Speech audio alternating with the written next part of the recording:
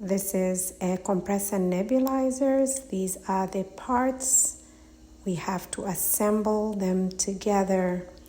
That is where we will put the nebules, the medications. This is where we would plug the tubing to provide pressure for the nebulizers. The pediatric mask is included as well.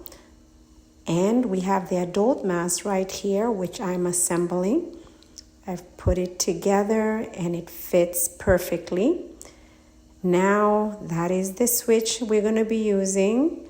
We have assembled everything for use. Now we are going to choose what mask appliance we would prefer. I love that there is such versatility.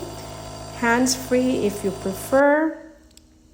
If you also want to get adjustments done to fit your needs, that's possible.